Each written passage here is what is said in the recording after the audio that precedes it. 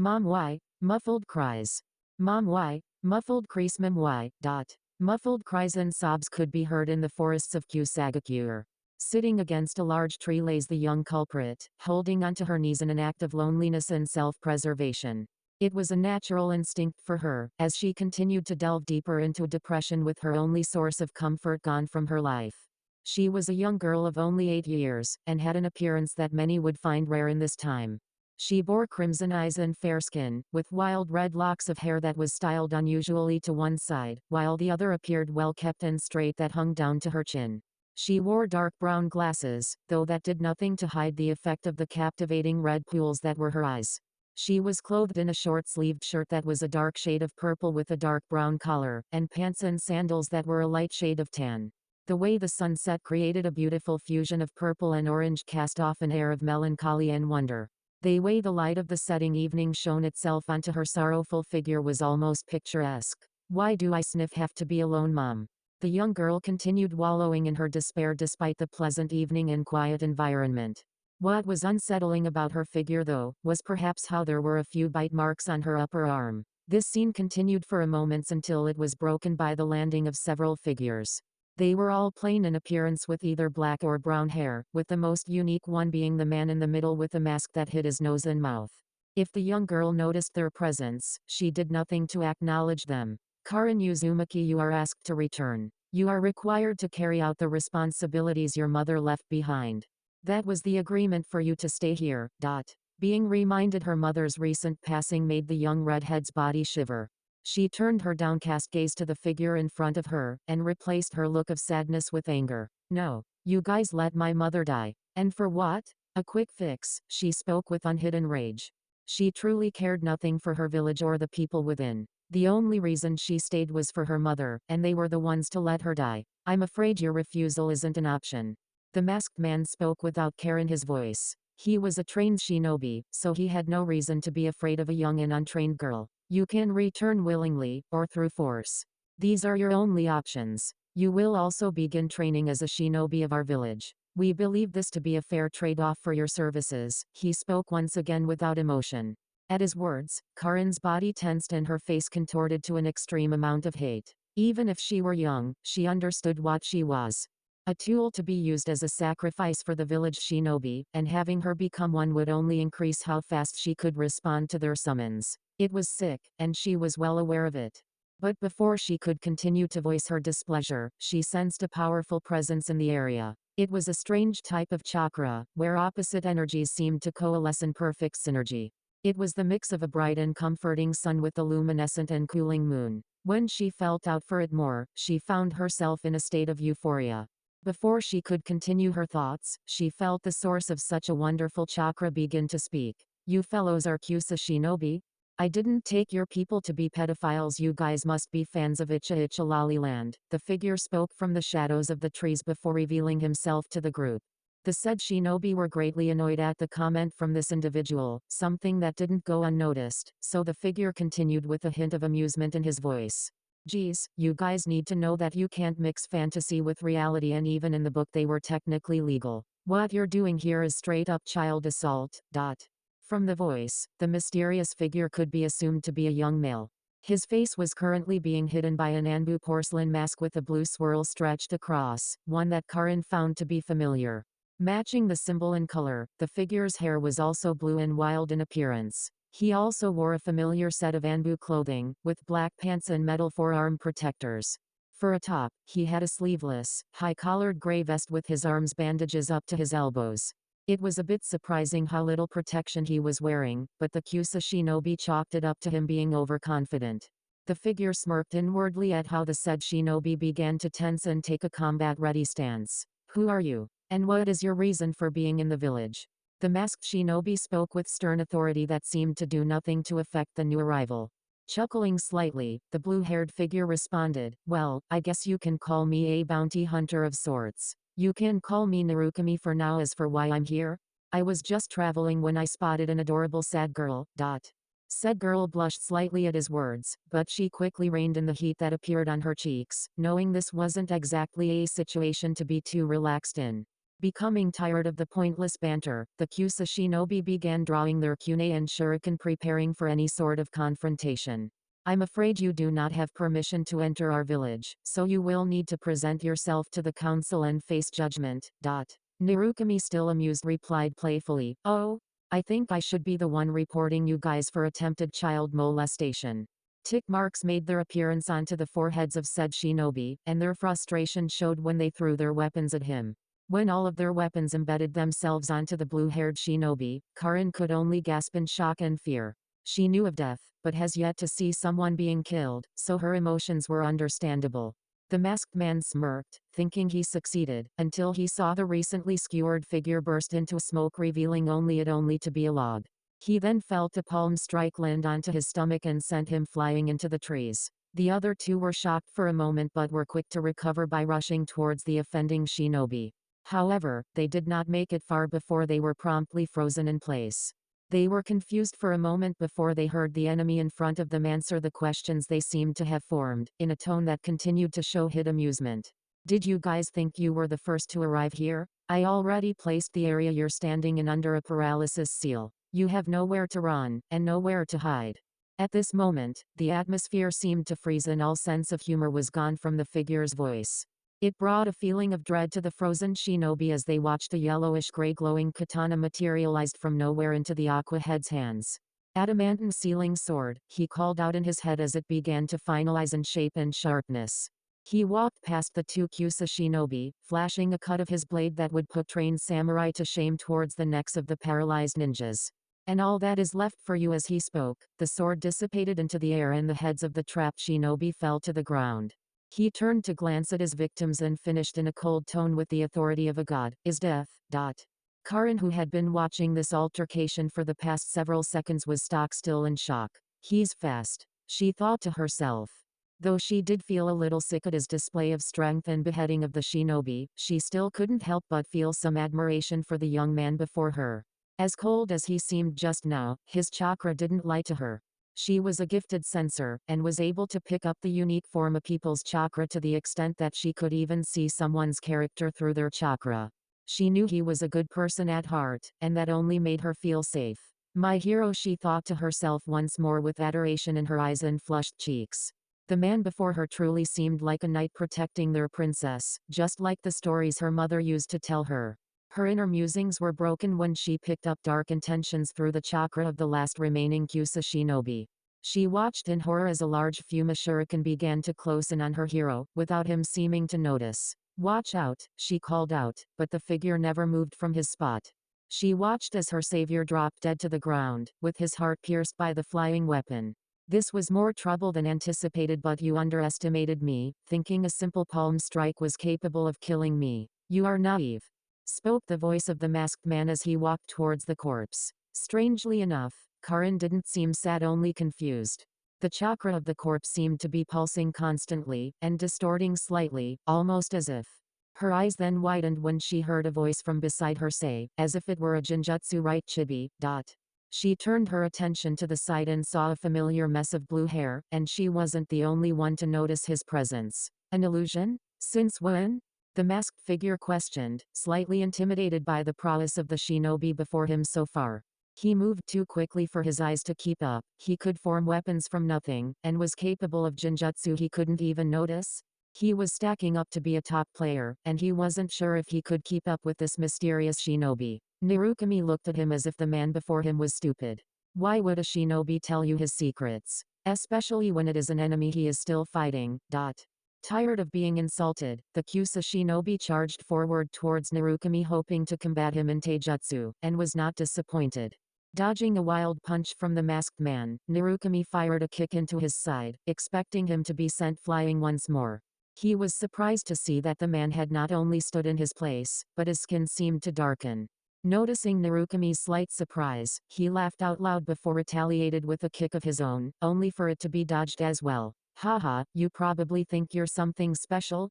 Well, I possess a Kekai Genkei that makes anything physical useless. Steel release iron hide," he finished loudly, before all of his skin darkened and he continued his charge. Narukami continued to dodge gracefully even when weapons, kicks and punches were thrown at him. This only seemed to boost the masked ninja's ego, thinking he had him on the ropes. Ha ha ha, can't you do anything but run away, boy? He continued to egg him on despite the fact he had been missing the whole time. Karin watched on with a nervous sweat, praying that the masked man wasn't too much for the blue-haired shinobi. After Narukami dodged another wild punch that shattered the ground where he once stood, he moved away a great distance. The Kyusa ninja was increasingly growing irritated, wanting to end this man's life sooner rather than later. His chakra was beginning to run low at a pace faster than usual, which he found strange, but nothing too terrible.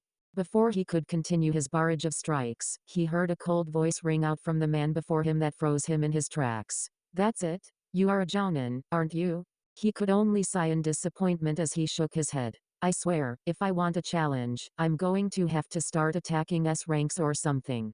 Guys like you are nothing but trash that relies on one ability for everything," he continued, before he sent a harsh glare to the Kyusanin that he could feel even through Narukami's mask. It sent shivers down his spine, but he quickly corrected himself to shake it off. "Your uncanny ability to underestimate your opponents is astounding. I will make sure you regret it," he responded with clear disdain dripping from his voice. Narukami still only continued to shake his head in disappointment, and slowly rose one hand into a hand seal. "I don't think I am the one underestimating his opponent," he said before chanting out a single word. Upon hearing this, the masked Kyusanin felt his body freeze again and immediately his chakra was drained. Once this happened, a small set of sealing characters appeared onto his chest and began to glow. From the seal, tendrils of chakra appeared and wrapped itself around his body, with his steel release immediately dissipating. He felt ragged, as if he performed a marathon for 3 days straight without rest. He felt his chakra was completely gone and his body was becoming strained in pain as the tendrils began to tighten around him. With a tired voice, he asked, "What have you done?" Dropping his hand to a resting position, he decided to humor the man. "Parasitic chakra seal," he said nonchalantly. "I planted it onto your body from the first palm strike. I was looking to experiment with it on somebody, and you just so happened to be my subject." He spoke with exaggerated excitement, though you could see he was happy with the results of his work. Fury and exhaustion was all that could be seen in the Kyusanin's eyes as he glared hatefully at the man before him. Karin was shocked at the chakra she was sensing, and was curious at what was happening exactly. Sensing the redhead's curiosity, Narukami turned to her and spoke loud enough for her to hear, "I'm sure you can sense it, but I essentially implanted a parasite seal on his body. It takes time, but it begins to adapt to the person's chakra nature, assimilating with it." Narukami then turned his attention back to the Kyusanin before continuing. "I was making you use more chakra and strength so the seal could fuse faster to your chakra network. And once that is done," he then snapped his fingers. In response, a tendril reached for Ninja's neck and began to choke very tightly, but not enough to snap his neck. "Your own chakra becomes your worst enemy," he said with a mischievous smirk, unseen to both Karin and the subject to his experiment. Narukami shrugged his shoulders and stated, "Even if it is slow acting, I thought it would be fun to see someone fight against their own chakra. And it certainly didn't disappoint." Urg the Kyusanin tried to speak, but found that he was incapable due to lack of oxygen. And once more, the Aqua Head's cold voice appeared. "Now that I see that it is a success, you no longer serve a purpose. So please," he paused to raise an open hand, before clenching it into a tight fist. And once he finished, the tendrils shattered all of the victim's bones and neck, before dissipating along with the man's life. Narukami let out a short, but audible sigh. He truly was disappointed. He had plenty of other things he wanted to experiment with and try out, but the ninja he's encountered so far just were not up to his standards. He may just have to actively seek out S-rank shinobi. But they were all skilled in staying hidden. Turning his attention back to the girl, he was only hoping that she wasn't too traumatized by his cruelty. He became surprised when he came closer to the girl and saw that in her eyes wasn't fear, but worship. Said girl just looked at the man before her and shouted loudly, "Thank you." And faster than he could react, she embraced him in a hug. He was about to pry her off before he felt her sob a little into his torso. "Thank you sniff." Narukami could only wrap his arms around the girl in an effort to comfort her. He couldn't help that he was a sucker for a girl in tears. "I doubt there is a man with a heart that would turn away a girl in tears," he thought to himself as he helplessly continued to calm the girl down with small ministrations to her back. It was about 10 minutes before she pulled away from him and wiped away her tears. Thank you, you were really amazing, she said in unhidden excitement, before her face contorted into one of confusion. But why did you help me? We've never met before, and now you might be hunted down by Kusagakure Shinobi, she said with slight worry in her tone. Narukami then adopted a relaxed stance before ruffling the girl's hair. Well, I have a few reasons. One, I really did just happen to be around the area before I spotted you. And two, he then brought his hand to his mask, before pulling it off slowly. Karin then watched as his mask came off, his hair transformed from the dark shade of blue it was before, to a vibrant red. She blushed slightly when she saw the handsome face of the man before her. He appeared 13 in age, and his skin was flawless other than what seemed to be whiskers adorned on his cheeks. She thought it was rather cute on him, and was tempted to pet them. He was above average in height, somewhere close to 5 feet 4 inches. A closer inspection of his figure showed how fit his body truly was. She was broken from her musings when he continued to speak. He smirked, noticing he now had her full attention, and proceeded to shock her with his next words. Besides, we are from the same clan. Karin did the only thing she could do from such a revelation. She fainted. Arna revealed Naruto Uzumaki could only scratch his helplessly before whispering to himself, was that too much? -3 weeks later. Konohagakure Gates. Heading towards the gates of Konoha, 2 figures can be seen. One was a red-haired girl currently being carried on the back of the other blue-haired figured. She could be seen with her arms wrapped around his neck, questioning him about their current destination. Didn't you say you didn't like this place, Naru? The young Karin asked innocently. Her only response was a nod of his head. Then why are we here? She continued to question. Naruto could only sigh inwardly. This little girl has been attached to him since he saved her from the Kusa Shinobi. When she awoke from her small nap, courtesy of fainting, her natural inquisitive nature of a child kept pressing him for answers. True to her clan name, she was immensely stubborn on finding out more about her clan and Naruto himself. It was cute for the first 5 hours. Then it became downright exhausting, and he couldn't afford to stay there too long before more shinobi showed up. Before he could leave though, she practically begged to go with him. He was reluctant about caring for a child at first until she unleashed something he had yet to experience before then. Those eyes, they were truly weapons every man should fear. Naruto thought in slight terror and tremble in his step. He had never experienced such a look before, and almost instinctually dubbed them the eyes. I doubt anyone with a heart could resist those things. Naruto was then broken from his thoughts when he felt a pinch on his cheek that came from a small hand slipping under his mask. He turned his attention back to the young redhead and noticed she had a slight pout on her face. Stop ignoring me, Naru. She exclaimed to him, more for attention than an actual answer to her question. Naruto supposed that should be a given for someone her age. He was well aware of what happened to her mother through their journey together, and now that she had no one, he thought that she had a stronger desire to have someone with her. He then decided to be the acting big brother until she was able to find people precious to her. Unknown to him though, Karin didn't truly desire a familial relationship with him. She could only see him as her prince who rescued her. In her mind, her stake had already been claimed the moment she saw him. Naruto and his beautiful chakra was hers now, and she would make sure that was clear to others. She had yet to understand what love was, but desire was something very basic to every child. And she knew what she wanted. Back to the topic at hand, Naruto sighed before responding back.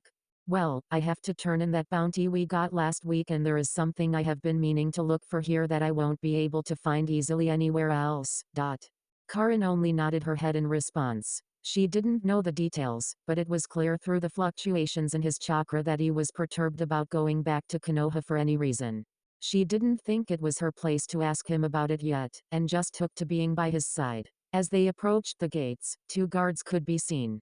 One appeared to have long, spiky black hair with a bandage across his face. The other had brown hair and dark eyes, and had his hair combed over his right eye. The 2 noticed the approaching figures, and seemed to tense a bit at the suspicious mask of Naruto.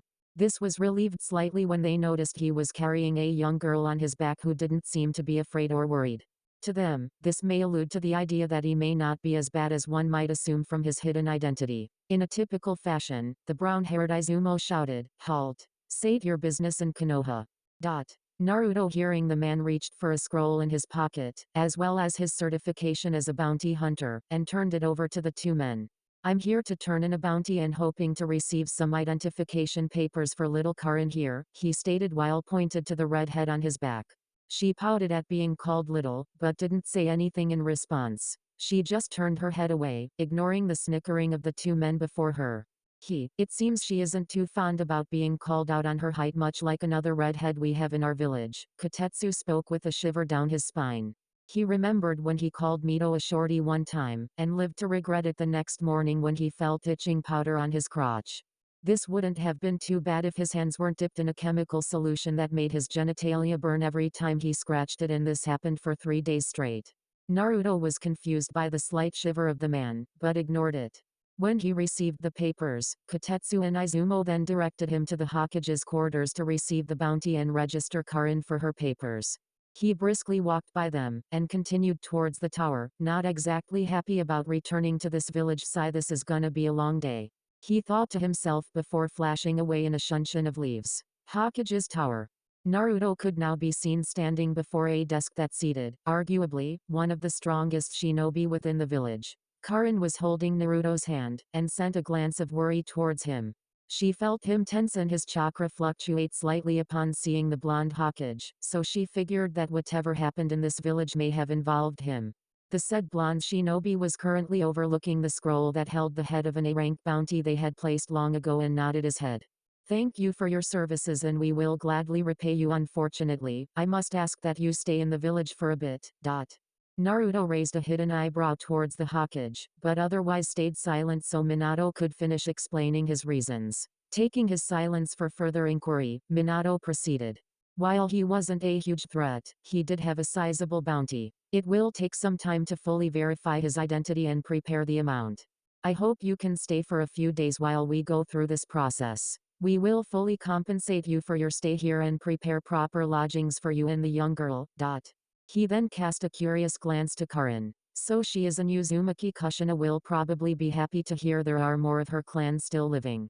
Sensing his curious gaze, Karin moved behind Naruto away from Minato's view. Realizing he was causing her discomfort, he turned his attention back to Naruto, awaiting his response. Naruto could only nod his head. He planned to stay here regardless since he had another reason for being here, and it was sure to require longer than a day to achieve.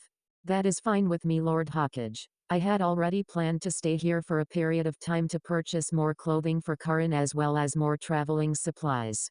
I already have my lodgings planned, but I appreciate the gesture. He then bowed his head slightly in respect, though Karin was able to feel his muscles tense once again and his chakra fluctuate even more than before, as if it were revealing his frustration. The Hokage nodded his head at his acceptance and then handed over a set of papers. Here is the identification papers for young Karin, and it should be processed by tomorrow. Please enjoy your stay in Konoha. Naruto didn't bother to respond before grabbing Karin's hand and making his way out the door. Enjoy my stay? Here? Naruto ridiculed inwardly. This place is the bane of my existence. I'll show you exactly how I enjoy my stay here. With those dark thoughts left behind, Naruto left the door and decided to make his way to the hotel he had booked. Streets of Konoha. Naru, I don't like all the staring. Can we move faster? Karin and Naruto were walking down the streets of Konoha, bypassing a lot of people and shops. It wasn't hard for them to garner attention considering their appearances. Karin herself was very adorable in appearance with vibrant red hair, and Naruto was very mysterious with his mask and uncommon blue hair. Their looks alone would gain interest, but together they made a very unique pairing. Karin was feeling a bit uncomfortable due to the natural heightened ability of awareness she has as a sensor. She also felt that they were followed by a couple of shinobi hidden in the shadows. She tugged on his sleeve, hoping to get her message across, and received a nod in reply. We're unknowns here, Karin. It's natural we would be watched during our stay. The civilians are naturally curious and skeptical as well, he said, only barely hiding his dislike for the civilian populace. Noticing his constant shifts in demeanor since their arrival in the village, Karin decided to voice her concerns. Naru, are you okay? Hearing her words, Naruto turned his attention to her and sighed before ruffling her hair. I'm fine, Karin. I just don't have a great history with Konoha. I'm still trying to work out some things with this place, but I'll be fine, okay? Karin could sense the slightly sad tone in his voice, and decided to not question further. She only nodded her head in response. She also decided to take advantage of his ministrations with her hair by pushing her head into the palm of his hands. Naruto laughed a little, finding her obsession with his head rubbing cute and a little funny. She would act like a cat seeking attention at times and could be bratty during others. Seriously, she has to be part cat, he thought. He turned his attention briefly to the anbu that were hidden. He noticed one had a cat mask that was commonly passed down, but he also saw another mask that he had yet to see from his time here. A weasel? I didn't even know they had a mask like that. He mused to himself, deep in thought about who it could be. He felt a strange familiarity with that figure, so it did linger his mind for a bit. The quiet moment of he had with Karin was broken when a yell was heard from a familiar-looking ramen shop. Old man Tucci. I'd like 12 bowls of ramen please, shouted a young feminine voice. Recognizing the voice, Naruto smiled slightly beneath his mask, recognizing who the source was. Karin seemed to notice how Naruto became happier when he heard the girl's voice, making her voice frown slightly. She would admit to being a bit possessive of Naruto, but she figured it was only natural considering her circumstances. She noticed Naruto grab her hand and started to pull her along to the source of the yell. Come on Karin, I'll take you to one of the few places I like in Konoha. She only nodded her head before she found herself seated at a ramen stand with her guardian. They sat at the far right, waiting for their order to be taken. And as if on cue, a young brown-haired waitress came up to the two and proceeded to ask them what they would have. Karin wasn't sure what exactly to get, but Naruto seemed to place an order for anyways. I'll have 12 bowls of miso ramen, and she will have the same. The young waitress appeared shocked for a moment before nodding her head slowly. She hadn't known anyone to eat that much unless they were an Uzumaki. Her thoughts briefly went to a male Uzumaki she had met when she was younger, before shaking her head. It was a sad time for her, hearing one of their best customers and crush go missing, but she managed to stave her sadness through work and time, though she still felt pain now and then. She flashed a bright smile after her brief lapse in history to her customers before nodding her head. We'll be right with you in a second. With that said, she turned away and continued to work on the preparations with her father. From the corner of her eye, Karin noticed another redhead seated at the opposite end of the stand who seemed just as surprised as Aim had been. That lasted only for a moment before said redhead moved closer to them and began to converse. Wow, I didn't know there was someone else in the village who could eat as much ramen as me or my mom. The little girl flashed a bright smile towards the two, showing how energetic and happy she really was. My name is Mito Uzumaki Namikaze, but you can just call me Mito. Naruto nodded his head in response, smiling underneath his mask. Nice to meet you Mito. I'm Narukami, and my little companion is Karin Uzumaki. Karin's only response was to send a stiff smile and bowed her head slightly in a greeting. It's a pleasure. She was still a bit annoyed that Naruto seemed to be happier meeting the younger girl, but there was another reason she was stiff. When she searched out her chakra, she felt two completely opposing natures. One was bright like the sun, which could be seen in the girl's personality. However, she was also able to sense a malevolent and dark chakra around her stomach. It was huge in size and chaotic in nature. It made Karin reel back a bit and seek comfort from Naruto by grasping his arm. Naruto noticed this action, and knew exactly why she was acting this way, but remained silent for the time being. This all happened without Mito's notice, since she was more shocked knowing that there was another Uzumaki in the village. Awesome. That means that we're kind of like cousins. She exclaimed excitedly. Karin's eyes seemed to widen a bit at the revelation, knowing she had more family within the village. Before the conversation could continue further, an old man in the back of the stand appeared with a large quantity of bowls prepared for their meal. Before Mito could dig into her food, she was suddenly poked in the side of her head by the blue-haired shinobi. It annoyed her a bit, and as she was about to voice it loudly, she saw him lift up the offending finger in front of her. How about we make this a contest? Whoever eats their ramen the fastest wins. If I win, you pay for my meal. If you win, then I will pay for your meal and more. Sound good? Without hesitation, she responded all right. But don't come crying to me when your wallet is empty Tebasa. Naruto could only chuckle at her verbal tick. It was cute for someone her age. With Tucci serving as the judge, he nodded his head and said, ready, set, ramen. Mito proceeded to practically inhale her first bowl. It only took 10 seconds her to finish all of its contents. She smirked, knowing she would be victorious. She hasn't even lost to that pudgy kid Chaji in a ramen eating contest. As she was about to start her second bowl, she heard 4 words that shocked her into place. Thanks for the food. It was done in a calm tone, but Mito could hear the slight teasing and superiority in his voice. Watching this all go down, Karin was more shocked at how he was able to eat the ramen with his mask on. She would have to ask him how he was able to do that later. Mito was stunned to the point she couldn't form coherent words. But you ramen you're fast. That's not fair. Her shock was quickly replaced with comic outrage as she stood from her spot and pointed her finger in his direction. Naruto just stood and chuckled at her response. Ruffling her hair, he said, "What's the matter, little pepper? I won fair and square." Mito's displeasure was shown on her face almost immediately. It was a known fact that her mother was the red hot-blooded habanero of the leaf, so she felt his nickname was a play on her mother's nickname. The fact that she was called little only served to irk her more. "Hey, I'm not that little. And don't call me a pepper," she exclaimed in an over-exaggerated fashion by waving her arms around. She still did nothing to remove his hand from her head because it felt strangely warm. For once, Naruto laughed out loud, which caught even Karin by surprise. She had heard him chuckle every once in a while, but she had yet to hear him truly laugh like he just did. Because of this, she turned a glare to Mito and began to reflect on any information she had gathered from this meeting.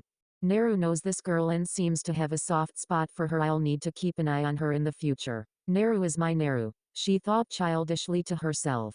She was still peeved Mito's hair was being ruffled, but did nothing to voice her displeasure. It was rare to see Naruto as happy as he is, and she didn't want to spoil it.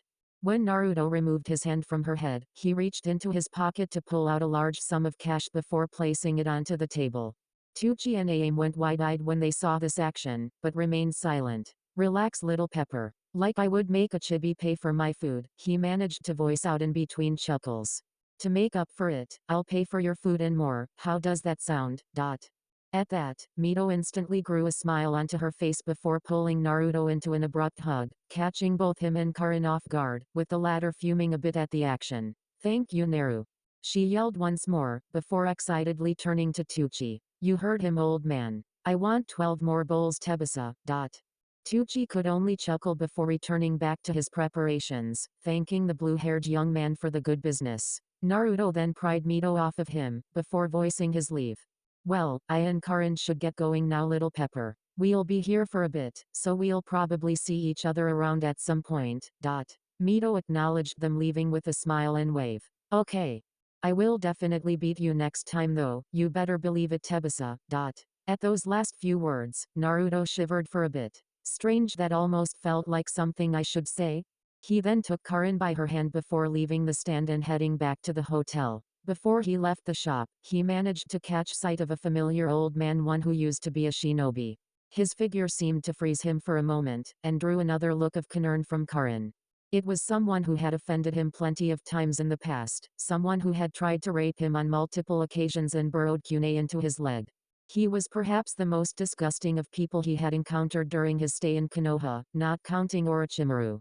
A cold light flashed in his eyes that made even Karin put a little distance between her and Naruto. "So you're still around, old trash?" he thought darkly. "Perhaps I should relieve a little stress tonight." With that, he and Karin returned back to their inn. One would be resting for the night, while the other would be having their own adventure. Streets of Konoha evening. An old drunk man could be seen wandering the streets at night. It was darker out than usual, with the clouds covering the moon slightly, so he found himself stumbling over several trash cans and bumping into buildings.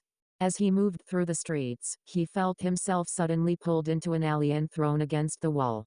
If he were not an ex-trained shinobi, he felt as if his spine would have shattered on impact. Gah! He spat out excess saliva and the remains of whatever alcohol he held upon receiving the impact.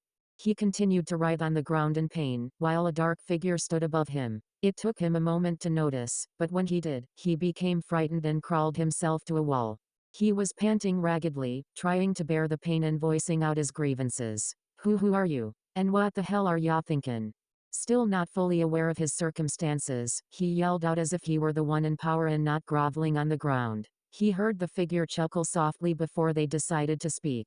"What's wrong, geezer? Don't recognize me? I thought you said you were going to show me a good time? Was I right about you not being able to get it up?" The ex-shinobi felt himself begin to boil in rage, but also thoroughly confused. Whoever this person was, he held some sort of enmity with him, and it was definitely a deep one.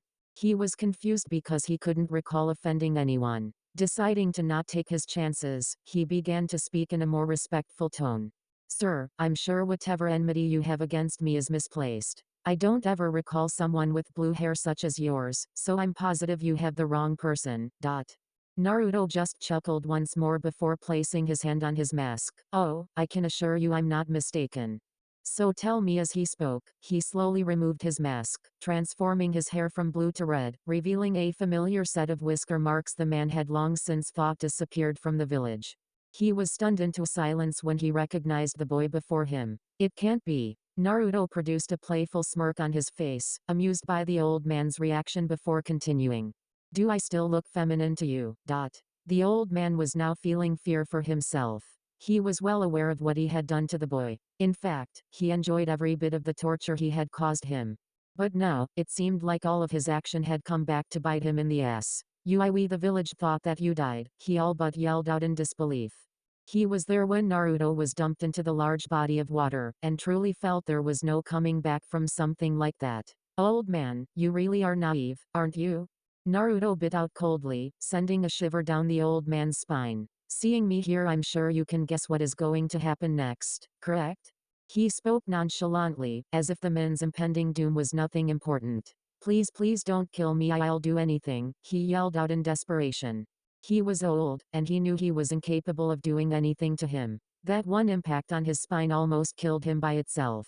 He was about to continue his pleading before he was stopped by abrupt laughter. Ha ha ha. Kill you? Why would I do that? And before the old man could feel a sense of relief, he was quickly brought down once again. You deserve much worse than death. You are scum that was capable of harming a child, to the point of attempted rape. You are disgusting. I doubt anyone would miss you even if you did disappear. Naruto continued to bring the old man down in this verbal torment, until the old man couldn't take it anymore. He already knew he was fucked, so he might as well get his last words in. Ha! You aren't a child. You're a spawn of a demon, and a constant reminder of our tragedy. You are the one who wouldn't be missed. I may be trash, but even trash is above monsters, you demon. He spat out as cruel as he could muster. If Naruto was angry at the man's response, it wasn't shown. He walked towards the old man with a piece of paper with strange characters in hand. And before the man could yell, he felt his body freeze as a paralysis seal was placed on his forehead. I'm afraid I can't have you yell or move while I am at work. He then practically punched his fist into the old man's mouth, shattering some teeth in the process. Muffled cries of pain from the old man could be heard as blood seeped from his gum down his chin, dripping onto the floor. Naruto then roughly yanked the man's tongue out, but not enough for it to be ripped from its confines. He raised a finger that began to glow a black light. Yin release mimicry method.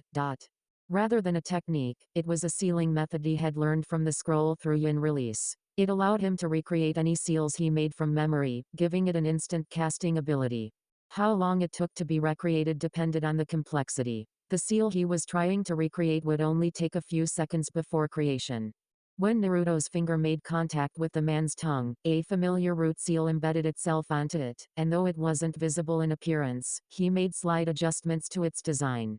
Naruto then released his tongue, and pulled his body away from the old man. The old man was still paralyzed when he heard Naruto begin to speak. I just gave you a seal I used to have with some improvements of my own design. I didn't have a name for it, but I guess I'll call it the Seal of Damnation, he began while smiling darkly. With it, you will no longer be able to speak again. Every time you eat will feel like swallowing needles and taste like shit. Every time you drink will feel like drowning in fire.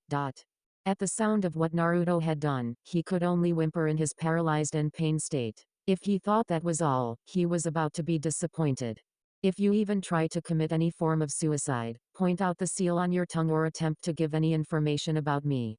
Your body will become paralyzed in movement but will feel like you are being stabbed constantly, until you no longer feel suicidal or are no longer considered a threat to myself.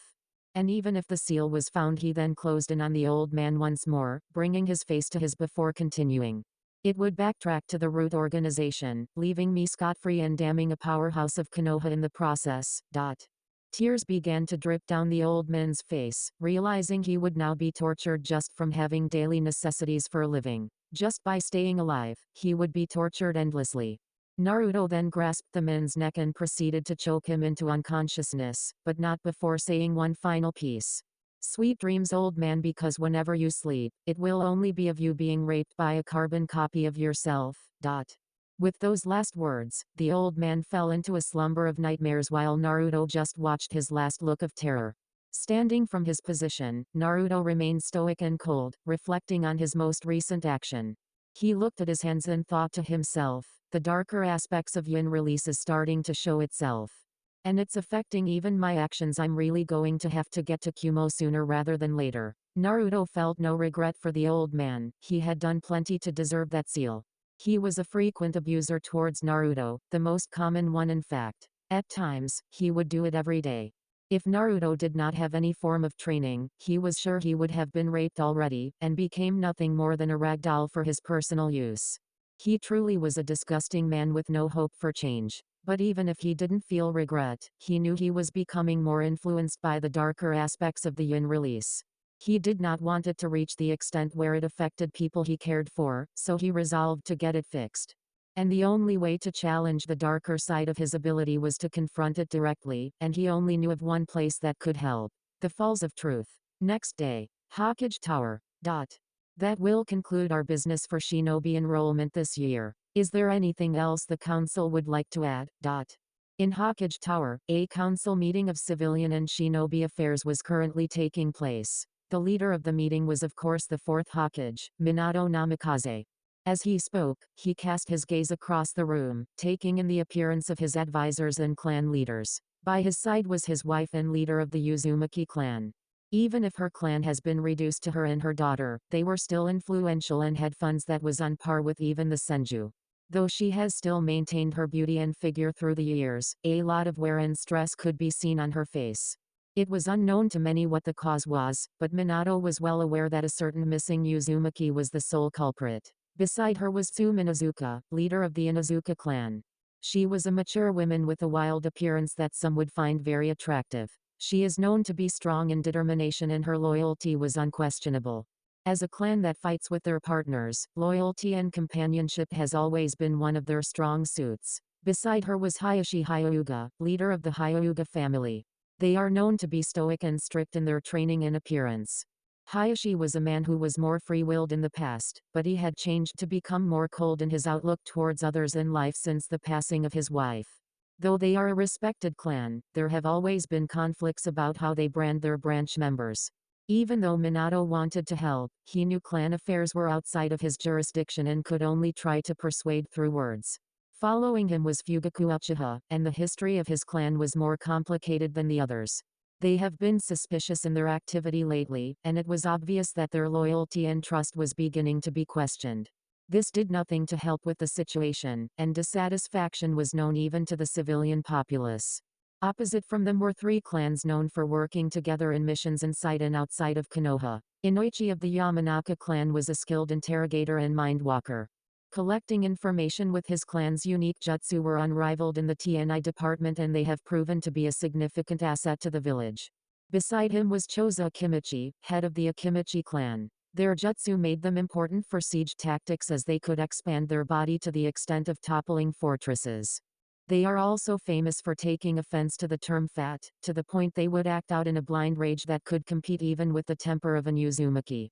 The last of the dynamic trio was Shikaku Nara. He was a respected and intelligent man, known for developing ingenious strategies on the fly and adapting when things took a turn for the worst. His clan were known for their jutsu in manipulating their shadows, freezing people in place and disrupting the flow of battle to turn it in their favor. The last of the major clans that were currently present was Shibi of the Aburame clan. They are a group known for their reliance on insects for their companions, much like how the Inuzuka rely on nindogs. They are flexible in tracking, searching, and disabling opponents by draining their chakra. Though they are considered a trustworthy clan, they have been treated in a similar way to outcasts, mostly because many found that using insects was disturbing. They were a clan of logic, so their mannerisms have been found off-putting to many. Facing the Hokage were many representatives of different departments for civilian affairs, who dealt with trading, agriculture, finances, and various other activities that commit themselves to the growth of Konoha. Standing behind the Hokage was one of his advisors, Jiraiya of the Sennin. He had stopped by recently to turn in a report regarding a new mercenary that has popped up and was dragged to the meeting despite his protests to continue his research. His other advisor, however, has yet to be called back. She was currently outside of Konoha, traveling, gambling, and drinking her life away. She has proven difficult to reel in, but Minato had hopes he could convince her to return someday. After going over his advisors and seeing no one respond, Minato continued on with his next order of business. He had to stay in the office long enough as it is, and he would be damned if he had to stay here any longer than necessary. With that said, let's continue on to new business. I would like to start with a recent A-ranked bounty we received just yesterday. We will need to confirm their identity as well as prepare the appropriate sum for the reward. Curiosity began to ring through the minds of the Shinobi Council. Konoha didn't have as many people marked in their bingo book in comparison to the other villages, and to hear it was an A-rank bounty sparked their curiosity even further. They were not easy targets for good reason, and anyone would want to know who was responsible. The first to speak up was Shikaku Nara, who gazed at the blonde Hokage with a tired, but focused look. Troublesome, who is the shinobi claiming the bounty? At that mention, Minato suddenly gained a serious look that surprised the council, including his wife. Everyone could sense the shift in the atmosphere, but were unsure of what riled the man up. The man called himself Narukami. At the mention of his name, many of the shinobi gained wide eyes, but listened intently for further details. This time, it was Jiraiya's turn to clarify. I have heard of him through my network. He has become a rising bounty hunter with a background no one seems to be aware of. He is known for turning in bounties with a 100% success rate, and all of them have been A-ranked ninja. After that was said, quiet murmuring could be heard within the room. That is, until a bandaged figure who had been silent amongst the other council members decided to make themselves present. I have done my own research as well. It can be deduced from his height and voice that he is somewhere between 13 and 15 years of age. He has a deep shade of blue hair, but I don't think that is the most curious thing. He then paused to direct his gaze towards Minato, as if confirming his suspicions. Isn't that right, Lord Hokage? Minato frowned at what Danzo mentioned. He knew this information would be revealed eventually, but he had hoped to tell his wife privately before anything was brought up. It did, after all, concern her clan. The problem was that it wasn't considered a clan affair unless the individuals involved could be identified as being members of the clan, so until some form of evidence was provided, it became a matter of concern for the entire village. He could only shake his head and sigh, regretting the fact he didn't inform Kushina when he had the chance. You are correct, Danzo. He agreed solemnly, but tried to direct the conversation in another direction. However, I am curious as to how you came across such information. Danzo stood as stoic as he had always been, responding calmly and confidently in turn. It is not difficult to do with my resources, Lord Hokage. I have my agents established in different areas across the elemental nations much like Jiraiya, so news about possible threats is something I'm always wary of. Danzo then decided to sit down once again before continuing further. Besides, it is not difficult to figure things out when he is within the village parading the symbol on his mask so openly. This only served to garner more attention from the council. For one redhead, however, she was becoming increasingly annoyed at the way they were beating around the bush. All right, we get it. He has some big secret. So can you please not keep us in the dark, Tebane? Hearing this, a few other council members chuckled at her short fuse, finding it amusing and a good form of relief from the boring meetings they usually have. It also did help that they too were also getting irritated at the roundabout way of speaking. Of course, Kushina was probably the only one that could talk to Minato in such a way. Minato could only sweat drop at the action, and responded with a nervous smile. Sorry about that. Then immediately, the atmosphere became tense once more. On his mask was a blue Uzumaki swirl, the symbol of their clan. He had also entered my office with a young girl by the name of Karin Uzumaki to register for identification papers. At that, surprise once more appeared on the faces of the council, but none more so than Kushina. To hear there were more of her clan members out there made her happy beyond belief, though that only served to make her curious about who she was traveling with. Danzo decided to obtain everyone's attention with another piece of shocking news that even Minato wasn't aware of. It also seems that he is very skilled in the sealing arts. I myself only came across one of his works when one of my agents that was set to spy on him was found paralyzed and no memory of what had happened, and I had never seen something so complex. This leads me to believe he has a strong connection to the Uzumaki, as well as access to their lost techniques, even if he wasn't one himself. Discussions reigned the room once more loudly than before. Kushina was stock still in shock at the revelations so far, but excitement and hope could be seen in her eyes. That is, until Danzo continued his speech. I would recommend we bring him into our forces. At that opening comment, many eyes began to narrow, except for Kushina, who was openly glaring at him. The Uzumaki clan is currently established within Konohagakure. The fact that he parades himself as one along with traveling with a member of the clan shows that he has knowledge of their people and their techniques. And last I checked, clan techniques were kept within the clan. He cast a long gaze towards all of the clan leaders, knowing how defensive they were about their clan secrets, jutsus, and laws. He will become a liability if he continues to venture outside of the village. We must. Before he could continue, the hot-blooded habanero slammed her fist to her desk in rage at what she was hearing. Are you suggesting we should force someone into our village simply because they may have a connection with my clan? Kushina made her point very clear. She knew what Danzo wanted was not the people themselves, but selfishly desired their power. On the side, Shibuya Burame decided to consider the situation and voice his own thoughts. I can see Danzo's view from one aspect, however, we would tarnish our image in the process. He is a new, but fairly famous mercenary. If news of his forced enrollment into our military were to escape the walls, Konoha would suffer from more repercussions than benefits. With an exaggerated sigh and soft mutter of troublesome, Shikaku continued from where Shibi had left off. I agree, Sai. Mercenaries are a cheaper form of protection in comparison to village stations shinobi.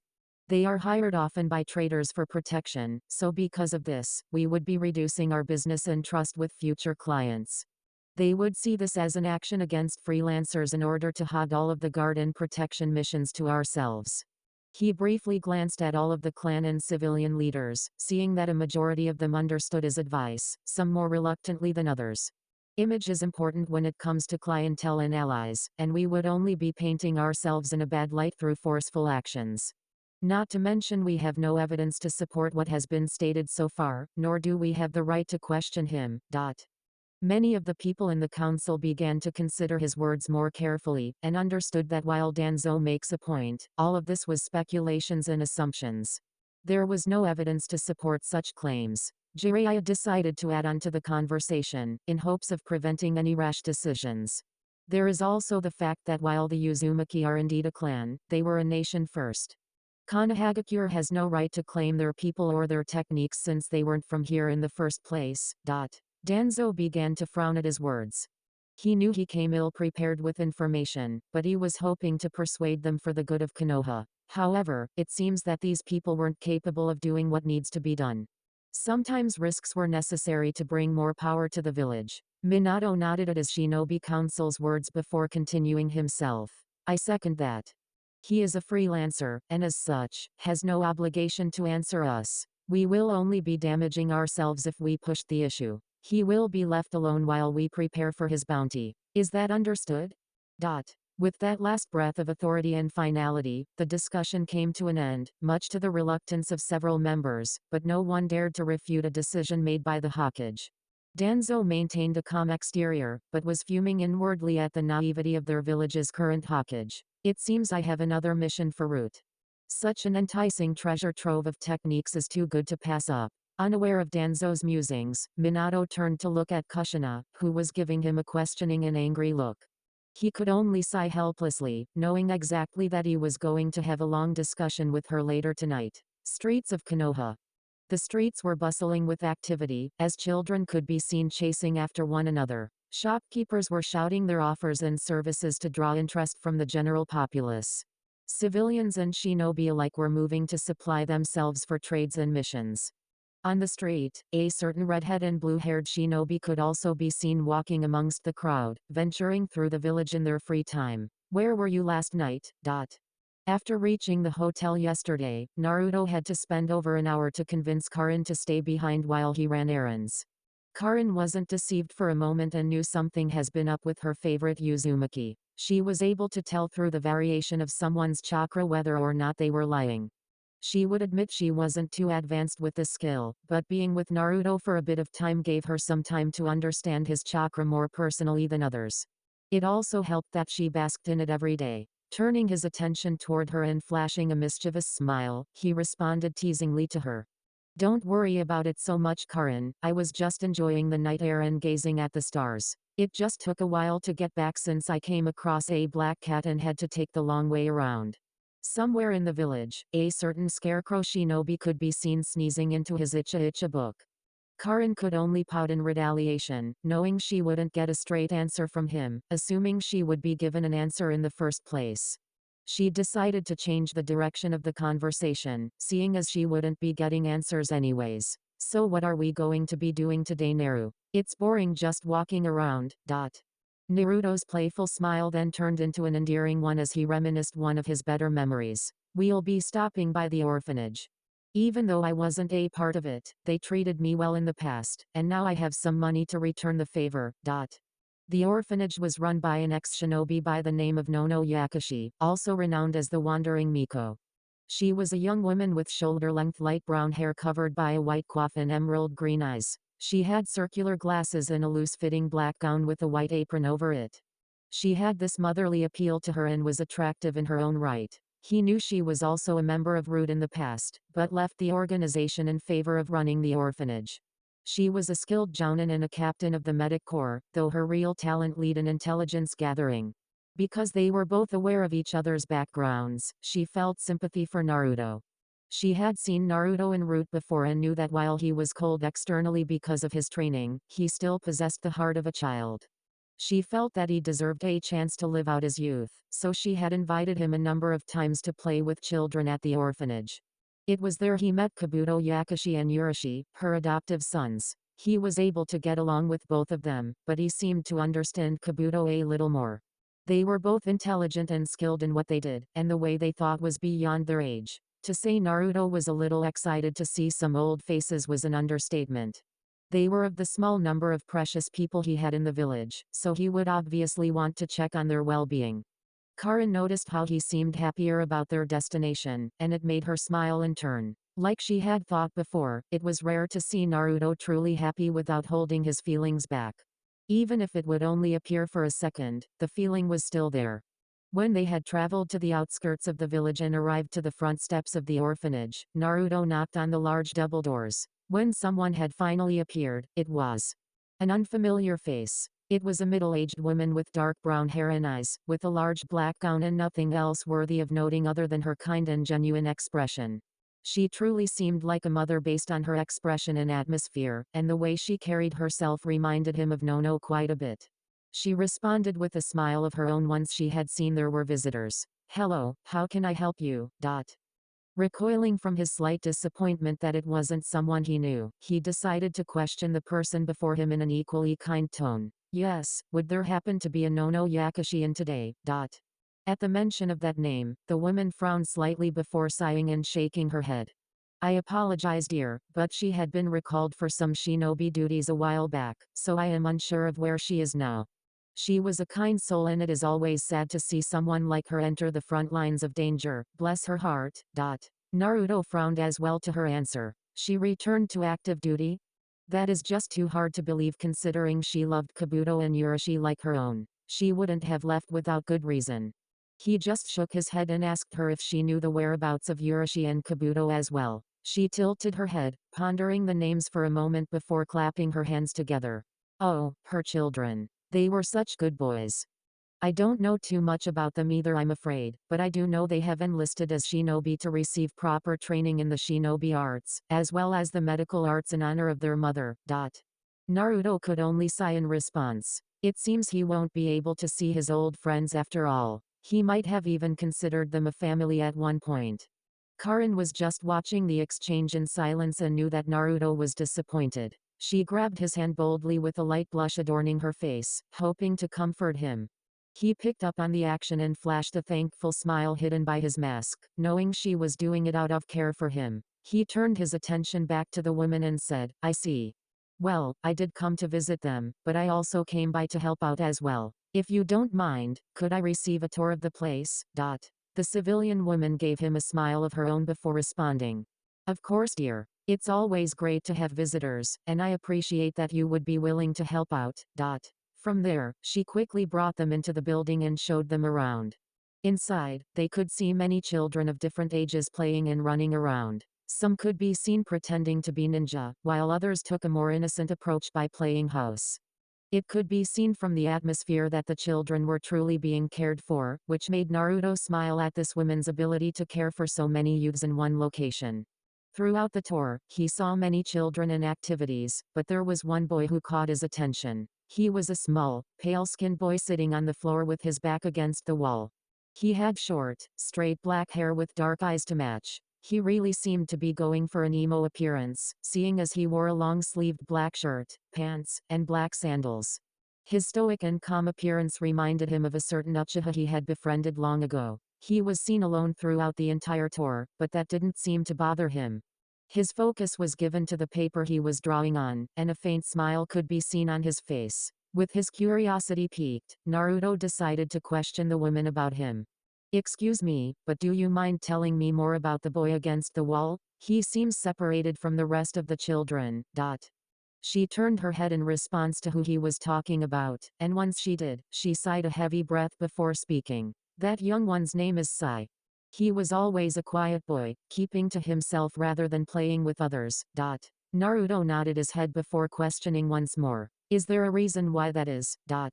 The old woman then adopted a sad look before answering. I have talked to him about it, and he does seem interested in making friends, but, he said he doesn't know how to. He was always confused on social customs and norms, and he doesn't display too much emotion which most children find off-putting.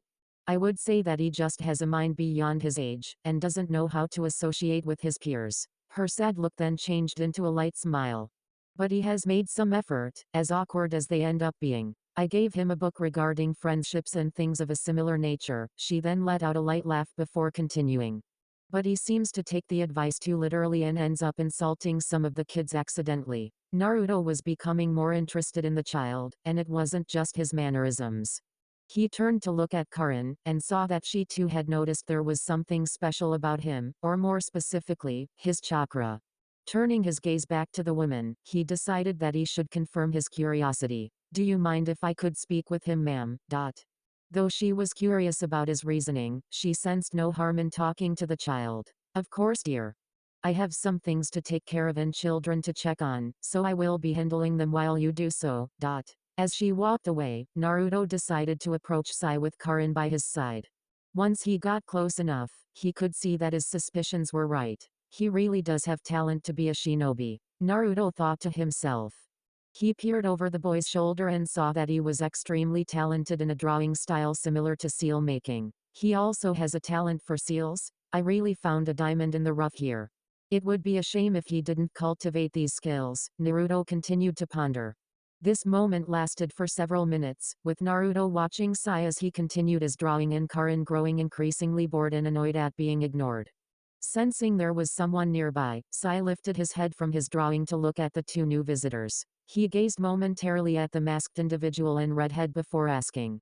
Is there something I can do for you, Dickless? Naruto's hidden brow began to twitch at the comment. I see what she meant by him being awkward socially, but isn't this too much? What are you having him read, women? Karin herself looked irritated and decided to come to Naruto's unneeded rescue. Hey, is the first thing you do when you meet someone insult them? What's your problem? Before Naruto could shush her, Sai gave a fake smile before responding. I'm sorry. I didn't mean to offend you, ugly. Karin fumed at that, and before anyone could respond, she fired a powerful punch into his face, knocking him a few feet away. Some children stopped for a moment to gaze at the scene, but quickly turned their attention elsewhere. They already knew the reason why it happened, so there was no sense in bothering with it. Naruto could only shake his head with a dry laugh, remarking the Uzumaki's famous temper. They always take action first and think later. What did you call me, you jerk?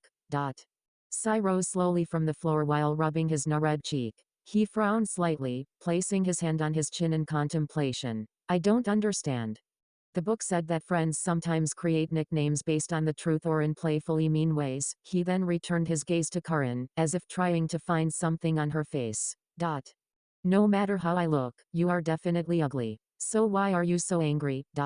Karin began to enter a state of pure rage, where her eyes turned comically white and smoke seemed to emit from her mouth. Her red hair began to dance maddeningly and the temperature of the room began to rise. Her appearance began to form something similar to that of a demon, scaring many of the children who were too close away and making anyone at a distance shiver.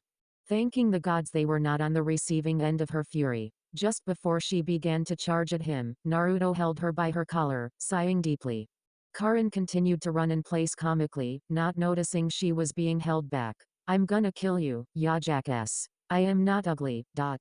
This continued for a minute with Karin spouting numerous death threats and Sai looking at her, confused at her words and actions.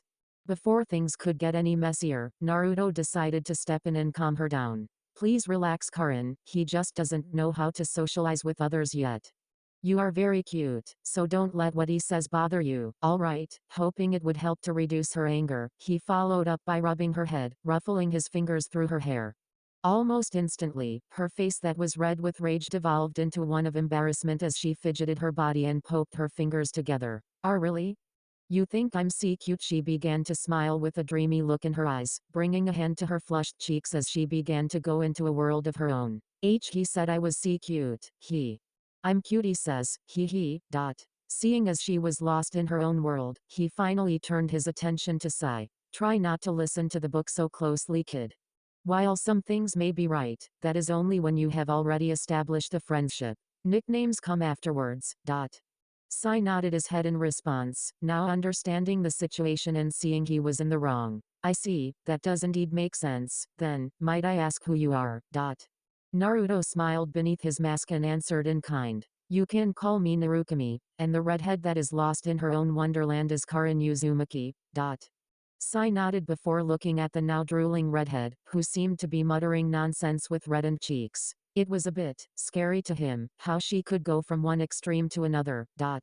Is she going to be okay? I have a feeling she is not particularly sane. Hearing these words, Karin snapped from her thoughts before answering angrily. I am not crazy, you pale-skinned asshole. I was just, thinking about stuff. She trailed off the end of her sentence in an embarrassed and whispered tone. Before another fight could evolve, Naruto took the initiative to change the subject. You're very skilled in drawing, Sai. How long have you been doing this for? Sai seemed to think for a bit before answering with a shrug of his shoulders. As long as I can remember, Dick. Please don't call me Dickless, before I tear yours off. Just call me Narukami, he stated with a stern and serious tone, almost immediately cutting Sai off. He would admit that he was irritated by the nickname, as any man likely would be. He was large and proud, and had stamina for days thanks to his bloodline. A man's genitals was always a soft spot for them. It was their pride and joy, and you don't mess with a man's holy object. Sai shivered slightly at the tone, noting that using that nickname wouldn't be smart to use in the future. I understand, Narukami. So might I ask again what brings you here? Narukami pondered his answer a moment before deciding to give one. Well, I originally came here to visit some old friends and to help out the orphanage financially. He then gave Sai a pointed look before continuing. But then I found a rare gem in here that caught my interest. He now granted Sai his full attention and spoke with honesty, something even someone as emotionless as Sai could sense was true and earnest. You have talent, Sai, and I think I can help you bring it out. Sai sat there thinking on his words. If he were to be honest, Sai was bored of his current life. No, rather than bored, he had no clue on what he should do with it. Sai was more mature than the rest of his peers, and constantly thought about what it was he should be doing, what he was even there for. He had thought about his parents in the past, but he found there was no point in looking for someone no one had any information on. If he were to be honest, he was lonely. He tried to get along with his peers, but he could never relate to any of their activities. He felt too mature for those games. He felt the kids were too naive and complacent with their lives, while Sai thought about his constantly. Was he to remain orphaned forever? Was he destined to live a dull life? Would he ever feel needed? He wanted more, much more than he currently had, but he just didn't know how to go about doing so. It troubled him constantly, but in the end, he gave up. He accepted that he may just be alone until death, only having his drawings to occupy his attention. Then all of a sudden, this person appears who says he can give him an opportunity for more. If that wasn't suspicious, then he didn't know what was. Breaking him from his thoughts, Naruto decided to throw him a bone since he could sense how troubled Sai really was. Don't worry too much about it, Sai. Karin and I will be staying in the village for about a week. You have plenty of time to sort out your thoughts and feelings. We'll stop by from time to time to pay a visit. He then turned away from Sai while grabbing Karin's hand. As he walked away, he left Sai with some parting words. I really think I could help you out, Sai. I have a feeling we can become friends, perhaps even a family if given the opportunity. Just think about it, kid. We'll be back to hang around. With that said, the Uzumaki pair left the building, heading off on another venture into the village. Sai watched them intently as they began to leave, stunned into silence while he began to contemplate his words. Family, I wonder what that is like, he mused to himself until he felt a hand on his shoulder. When he looked back, he saw the old caretaker giving him a kind smile. They were a nice bunch, and they seemed to show genuine concern. I think they are definitely the kind of people who will care for you, my dear, so don't let this opportunity to go to waste. Sai could only nod his head slowly, before gazing back at the empty space where they once were. Maybe I should give them a chance, and hopefully I can finally have a family.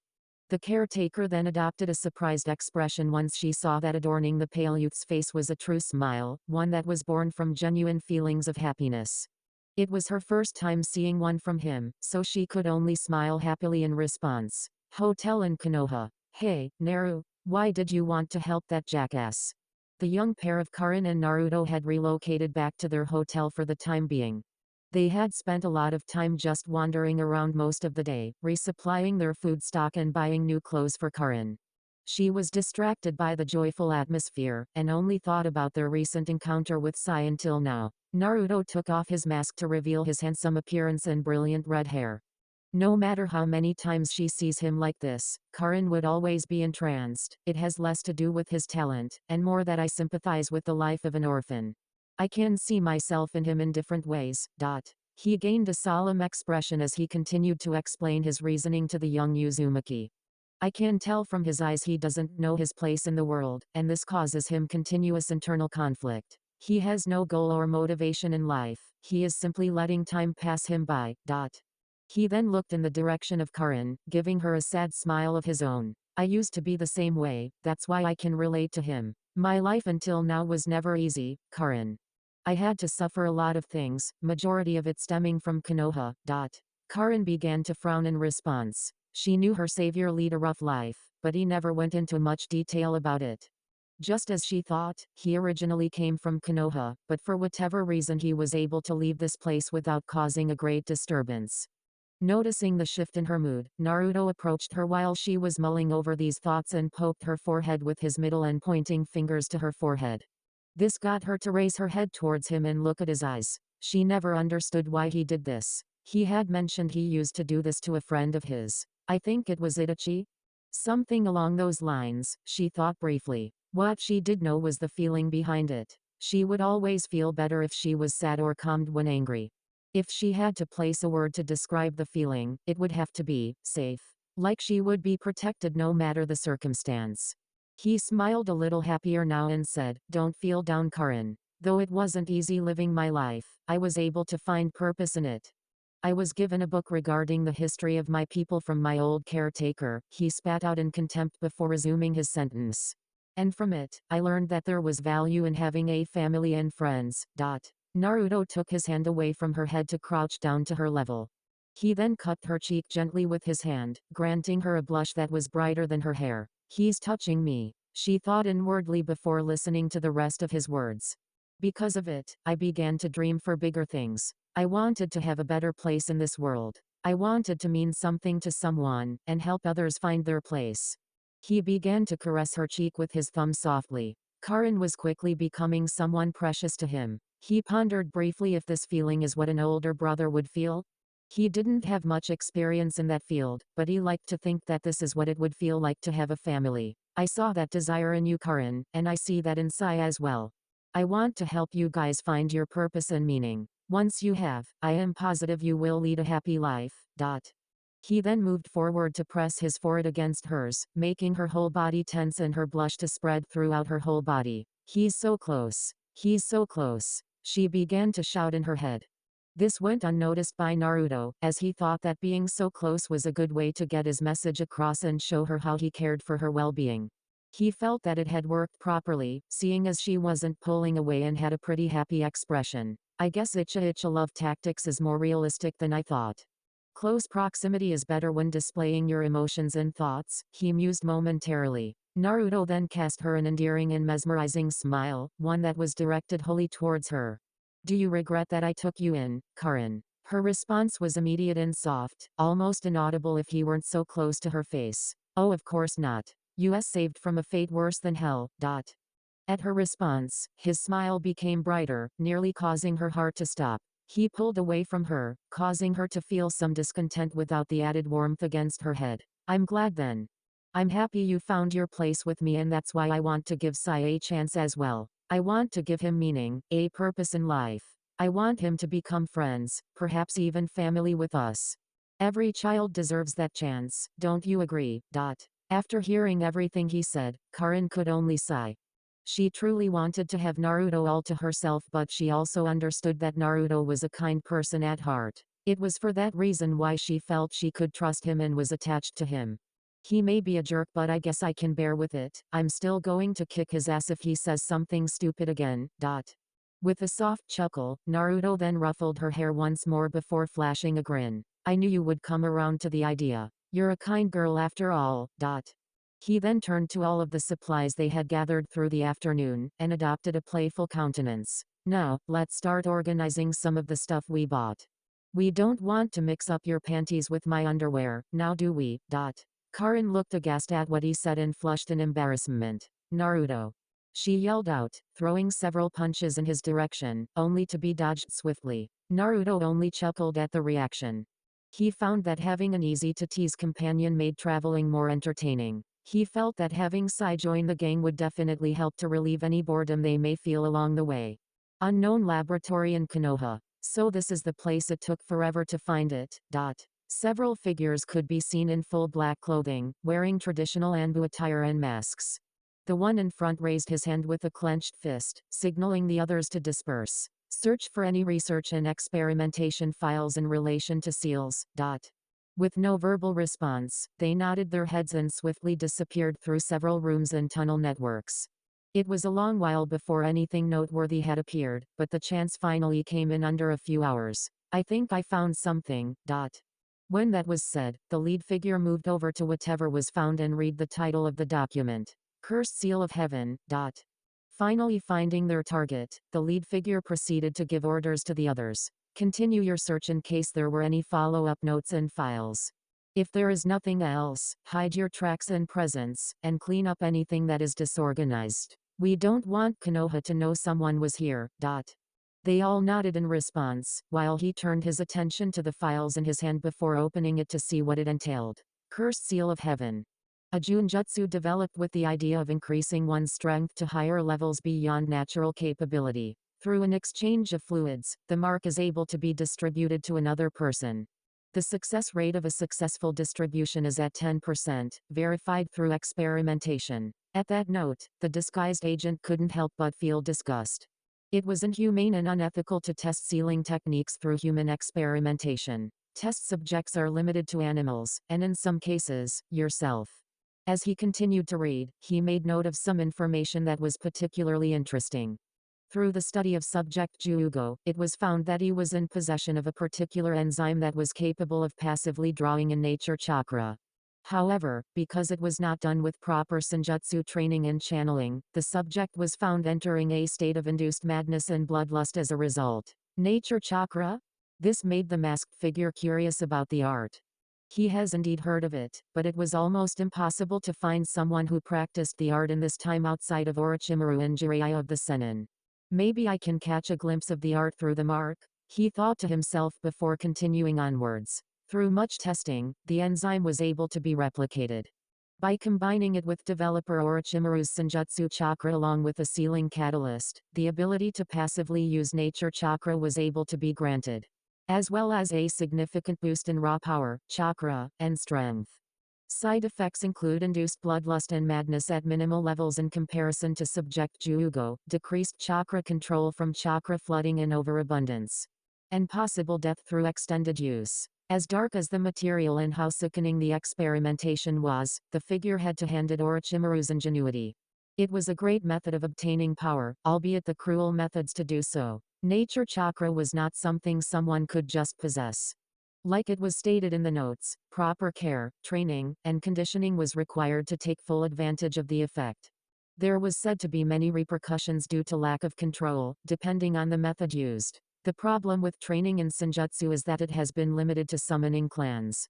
Jiraiya trained with the toads and Orochimaru with the snakes, so unless one gained a contract with a summoning clan that had access to nature chakra, it was almost impossible to receive proper training. The figure took off his mask to look deeper into the ceiling catalyst, revealing it to be a familiar redhead with whisker marks across his cheeks. Arna revealed Naruto was able to see something he hadn't expected to see from the ceiling design and its inner workings. This ceiling matrix is decent, but nowhere near as complex to what I've seen, but this part right here is interesting and didn't seem to be mentioned in the notes. To think Orochimaru had some knowledge in micro-sealing, no wonder others couldn't decipher the mark and remove it. It really was astonishing. Throughout Naruto's travels, he had found no evidence of micro-sealing in any books, and there were no records of its use outside of his time spent in Uzashigakure. That only means that he was able to self-engineer his own version of micro-sealing, and I doubt he even knows that there is a proper term for what he had done. He really was a genius of his time. Naruto could only sigh. While he did respect Orochimaru's intelligence, his actions left much to be desired. Noticing he was straying from the topic at hand, he refocused his attention onto the files. From this inner character here I see he implanted a fragment of his own conscious. The unique part is that the fragment is capable of being extracted. That means even if he were to die, it is possible that he could become resurrected in a sense, as long as there was a body that could host his mind. This really is amazing. There was a lot of potential for the cursed seal, especially with Naruto's current knowledge of the sealing arts. Naruto felt that there was no one in the nations currently that could match his knowledge in Funjutsu. He had heard of Orochimaru's curse mark, and had even seen it a couple of times. Unfortunately, the curse mark relied on more than just sealing, and also required knowledge in anatomy, biology, and other sciences. While Naruto was knowledgeable in those subjects, he wouldn't proclaim he was as good as someone like Orochimaru who had made it their living. Taking another look at the sealing matrix, he couldn't help but smirk mischievously. While the sealing catalyst is decent, it still has a lot of holes in it. The genetic design was ingenious on Orochimaru's part, but the programming is lacking in many places. I'm positive I can make some greater improvements to this, as well as taking away some of those side effects. Shouting loudly to the other figures, he said, "Disperse yourselves so the boss can know what happened here. I will be returning personally so he can receive the files." Dismissed. With a silent salute, the other figures disappeared in a puff of smoke, making the last remaining figure smile at the action. And thought to himself before leaving to report their success to the original, "God, I love Shadow Clonus." See you guys next video.